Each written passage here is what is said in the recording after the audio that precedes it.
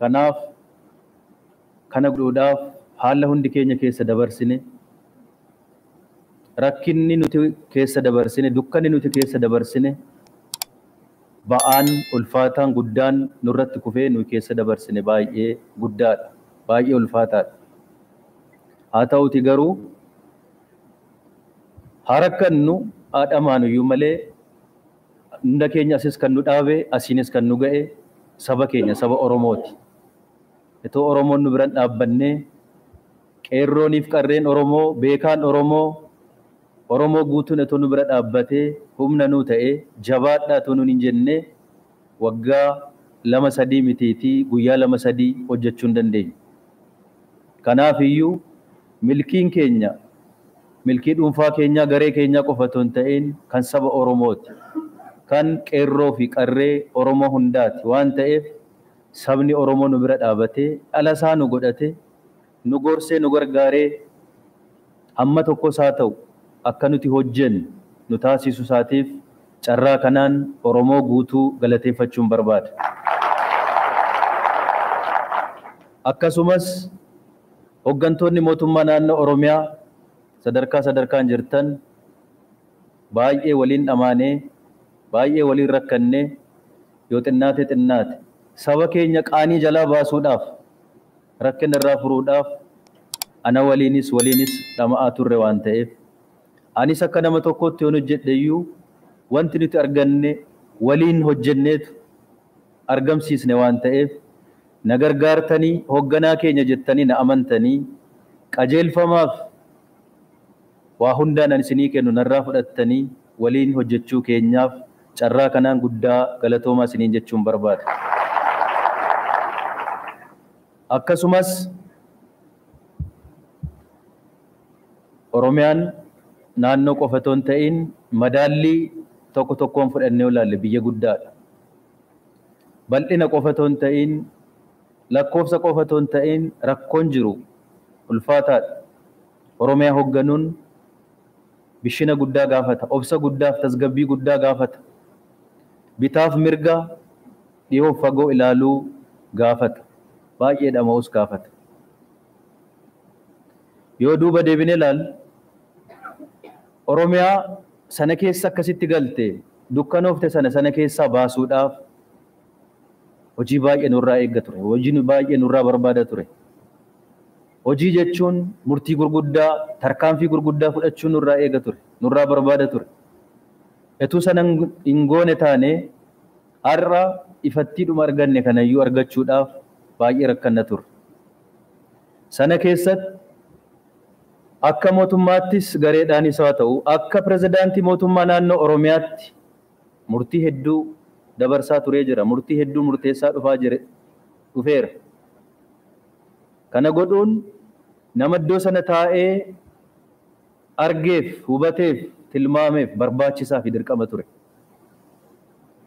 Hooggantoota baay'ee irratti tarkaanfii hedduu fudhadheen jira. Dhimmoota garaagaraa irratti murtii garaagaraa, murtii gurguddaa dabarseen jira. Yeroon kana godhu eenyuun iyyuu jaalladhee, eenyuun iyyuu jibbee etuu hin ta'in kanan ilaalaa ture Oromoof Oromiyaa, rakkina Oromoo fi Oromiyaa waan tureef warreen beekees dogoggorees isin muufachiise tarkaanfii kana keessatti, murtii kana keessatti hooggantoonni baay'een, namoonni baay'een akka jirtan nan amana. Yaadi koof murtiin koo Oromiyaa fayyisuudhaaf, Oromoo fayyisuudhaaf akka ta'e akkanaa hubattanii fi carraa kanaan namni ani miira keessan tuqe isin miidhe yoo jiraate dhiifama akkanaa gootan carraa kanaan dhiifama gaafachuun barbaada. Akkasumas ummanni keenya baay'ee nu abdatee abdii guddaa nurratti gatee waa baay'eetu eebotuu etuu beela'uu nu eegaa turee jira. Nus hawwiin keenya beelaa fi dheebuu uummata keenyaa baasuudha. Kana godhuudhaaf waan baay'ee hojjenneerra. jijjiirama baay'ee finnee jirra. Geeddarumsa baay'ee finnee jirra. Haa ta'uti garuu har'as yoo ta'e uummanni keenya dheebuu isaa hin baane, beela isaa hin baane. Haala keessa turree fi haala rakkisaa keessa dabarsine walii wal bira qabne olaal uummanni keenya hanga nurraa eegu hin hojjenne. Nus hanga ofirraa eegnu hin hojjenne. Haalli keessa turre rakkisaa waan ta'eef. Kanaaf waan hojjenne akkuma jirutti ta'e uummanni keenya waan inni nurraa eegee etuun hojjetiin hanqatee hafeef maqaa koof maqaa garee mootummaa naannoo Oromiyaa na waliin hoogganaa tureen uummata keenyas dhiifama gaafachuun barbaada.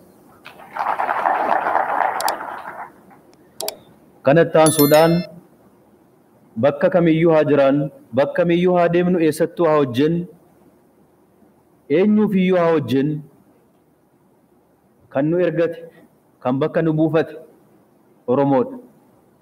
Eessa soo deemne, bakka mi soo deemne kana dagachuun salphina. Kana dagachuun of dagachuudha. Har'as pirezidaantummaarraa ka'ee bakka biraatti ergama biraaf haa deemu iyyuu malee ergamni koo kaleessaa har'as hin jijjiiramu, borus hin jijjiiramu.